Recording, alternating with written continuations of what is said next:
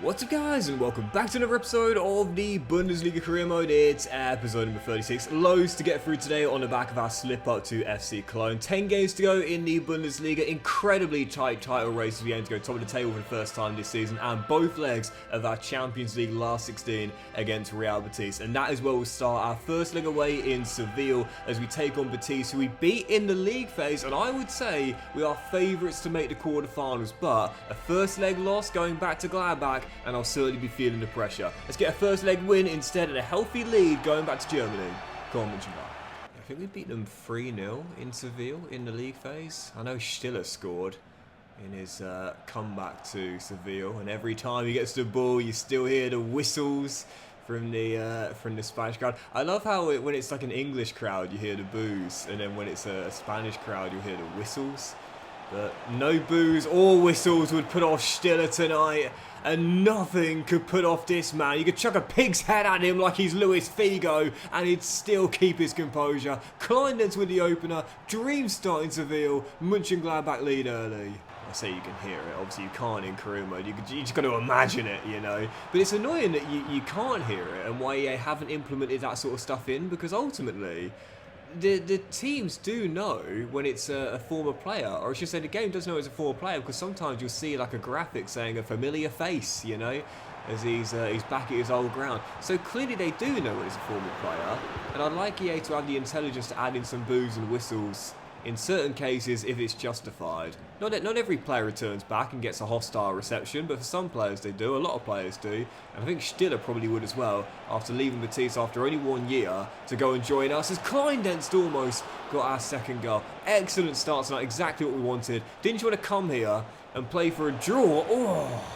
To go back home, but on the back of a slip-up, get a big win and a comfortable lead to head back to Borussia Park with. This has been a fantastic start, and is that? Oh, it's half time. Wow, that's, you know what? That's one of those. That right there is a sign of when you know you're playing well. You don't even realise what the time is. You know, you just feel like you're in the zone. It's great when you're in that, isn't it? In any walk of life, not just sport or gaming or anything. Like when you just feel like you are in the zone right now, and the clock is the last thing you can think of.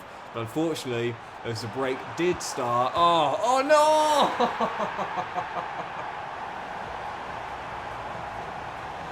Betis came out flying and have found a fortunate equaliser. Ruben Neves one-on-one, slots it past Nicholas, but Nathaniel Brown, there is not much he could do about that. Hits the post, hits the right shin, nestles into the side of net. Neves ain't claimed, that's a clear own goal. I'm not going to blame Brown for that, man, seriously. That's just one of those moments. One of those moments. When I was a kid and I played junior football every weekend, honestly, it was always, I say always, it only happened a couple of times, but whenever it did happen, it was the worst feeling when the ball hits the woodwork and then hits you and goes in. It's like, because all you can think of is, if I wasn't there, it wouldn't have gone in. And that makes you feel terrible, you know what I mean? Just knowing that, literally, if you weren't there, that goal wouldn't have been conceded. It makes you feel like you're more of a net negative than a positive, even though it's clearly just bad luck. Anyway, Rocco's so close to restoring the lead, 28 to go, and I do see someone winning this. We've been the better team, we deserve to win it. You do often see in European ties in the first leg, the team who's been the better team doesn't win it. And I mean, we saw earlier this year, didn't we, with, hang on.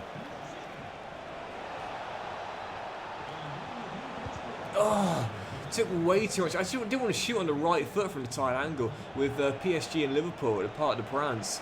PSG should have won that first leg, and in the end that Harvey Elliott goal saw Liverpool get the 3 points. And tonight I can see the same thing happening again. It's been pretty much all Mönchengladbach despite for that unlucky goal. But I can see Betis nicking a winner as the keeper drops it and Robin Hack turns it in. Betis appealing for a free kick, and the referee keeps his whistle round his neck. Robin Hack turns in and Mönchengladbach lead.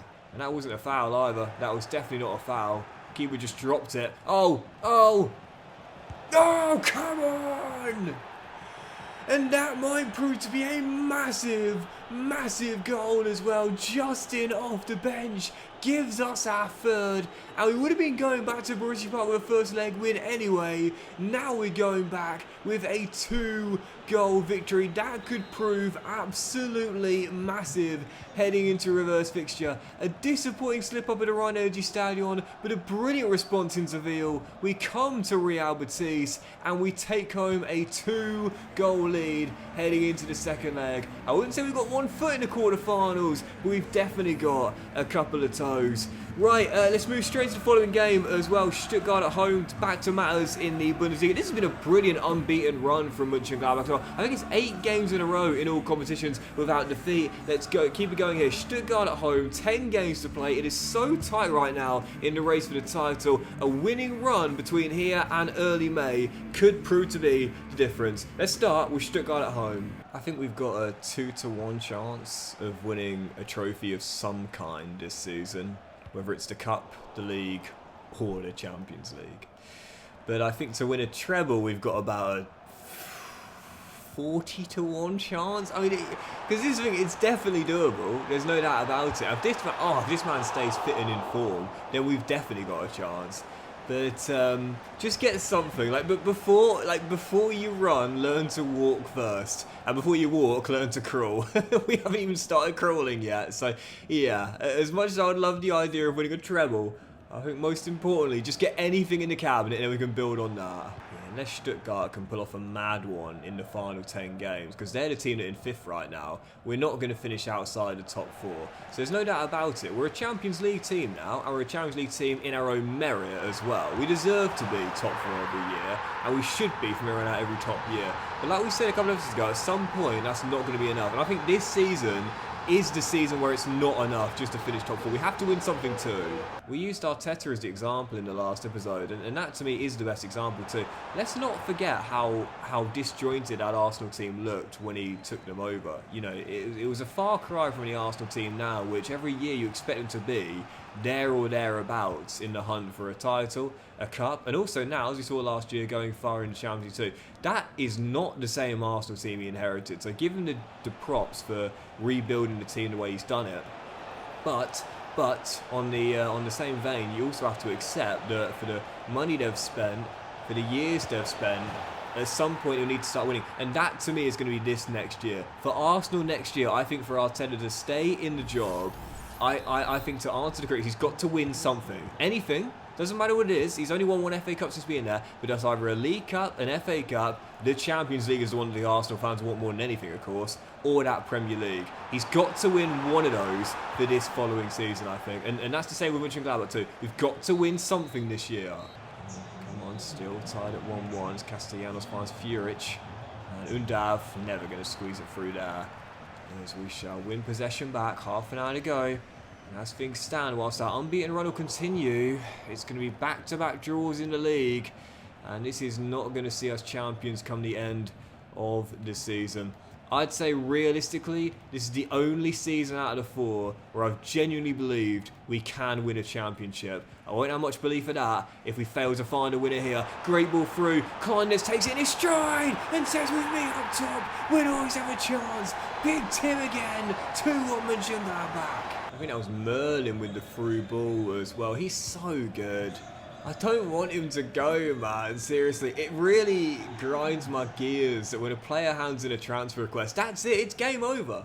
Like, it's game over. As we've said many times before, you don't have to sell them, but what you can't do is take them off the transfer list. They are on the transfer list until the very end of their contract or when you sell them, and it's so frustrating. Like, Merlin must surely be regretting handing in that transfer request now. Are you kidding me? With the form he's been in, with the fact we're chasing a treble, and he's, you know, in his first year of a 5-year contract. Let's be honest here, Merlin right now would be regretting that hasty decision. But unfortunately in the game, doesn't matter, we wouldn't be able to take him off. Excellent saves there, still 2-1.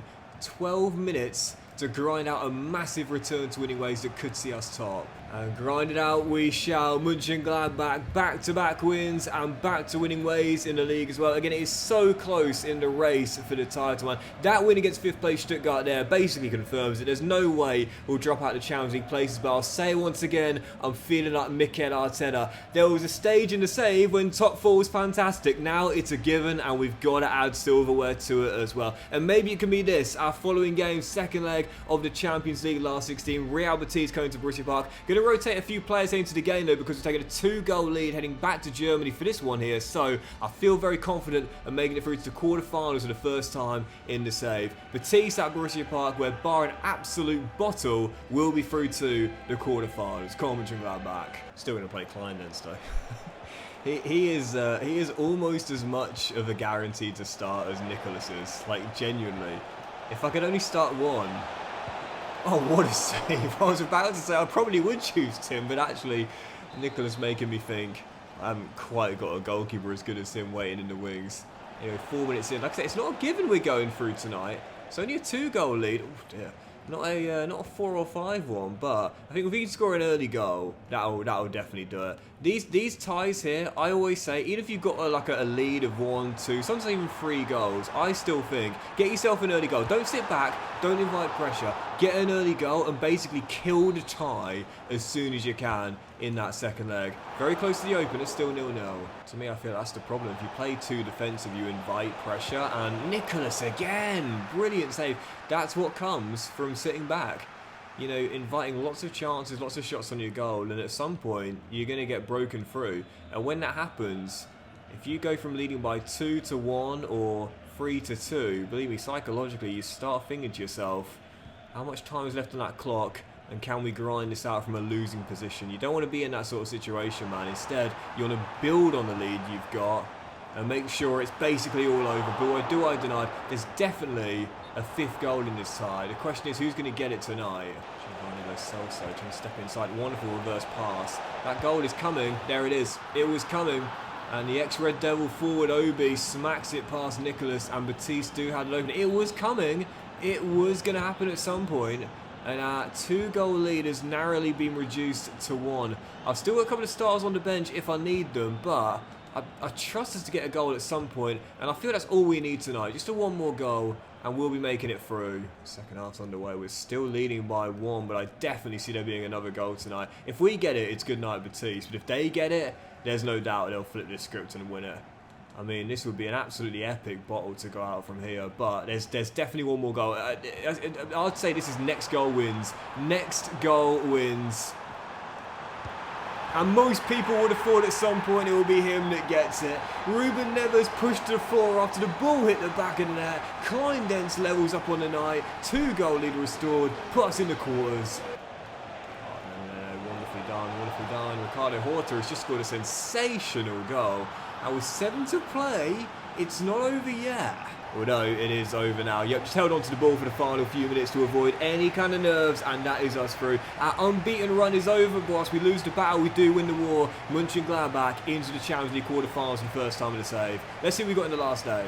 Yeah, we should see the draw directly after the game. I believe all the ties are played the final legs tonight. So, yep, there we go. We'll see as soon as we get back to the main menu. I'm not going to bother doing it through the standings because sometimes it doesn't show it. So I'll just go to the calendar instead, and we will see who we've got in the quarters. It's going to be at the end of this month. No, at the start of next month. Oh, no! All German affair as we'll take on Bayern Munich first. First at home and then away at the Allianz. Bring it, man. Bring it. I think we're underdogs, but I'm buzzing for that. There's something about all same nation affairs in European ties that I absolutely love. Anyway, following contest, back to matters in the Bundesliga. Our unbeaten run over, but domestically, it's been a great unbeaten run. Haven't lost in quite a while now, and now as we travel away from home to take on Eintracht Frankfurt, this is a massive battle between what you'd say are the 2 underdogs for the title this season. Both teams still in it. Frankfurt probably the dark horses, 5 behind Bayern, but with 9 to play, a win against us, and they'll be right back in it. But a loss, and they might be the first team to drop out of the race. Frankfurt away, our following game. Because of how tight it is, I don't think it's fair to say that whoever loses this is out of the title race, but put it this way, a Frankfurt defeat will see them go 8 points behind the leaders with 8 games to go. Could they make up the deficit? Yeah, but it's going to be very, very difficult indeed. And for us as well, another slip up in this game here, and I'm not sure we'll be able to keep pace with Bayern and Leverkusen, the champions and the favourites. So if we want to stay in this race, we've got to make sure we win this. Yes!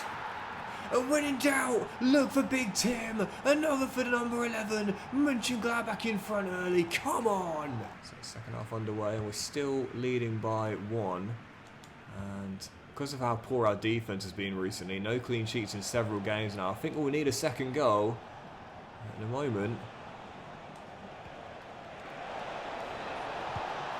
Oh yeah, there's only one man you put your money on to get it, but he has. Big Tim once again, goal 28 for the season in the league, chasing the 40 club, and Mönchengladbach continue to chase the title. I think the 4-horse race has now become a 3-horse race. I think Frankfurt are basically out of it now, but it's the champions Leverkusen and the favourites Bayern. We are saying we ain't dropped off, we're right next to you.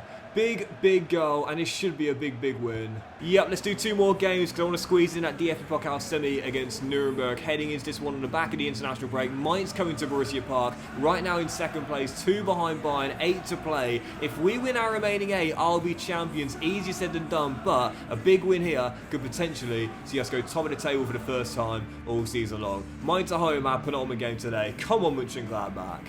What we could really do with as well is like a massive win too, like a 4-5-0, just to show, you know, Leverkusen and Bayern, look, we're the dark horses, no one's going to deny that, but we're just as worthy of a championship as they are. It's been a long wait for Mario Struikens to end his goal drought. He's just done it. Mönchengladbach lead 10 minutes in, but let's build on this.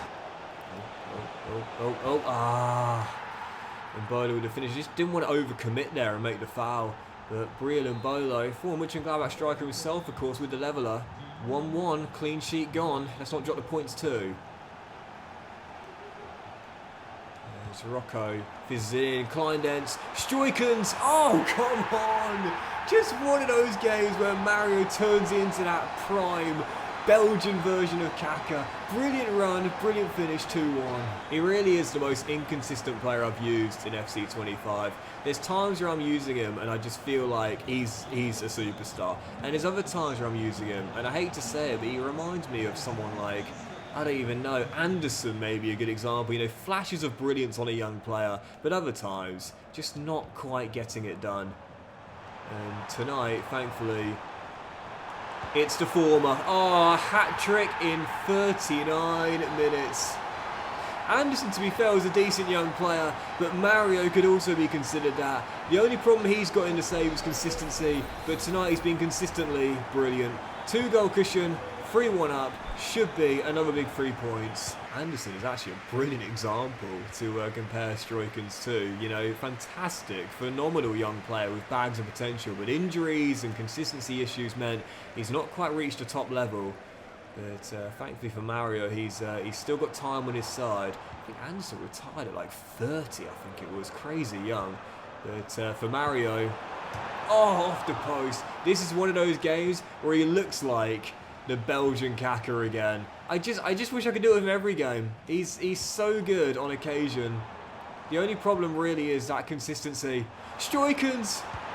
Oh! Absolutely wonderful!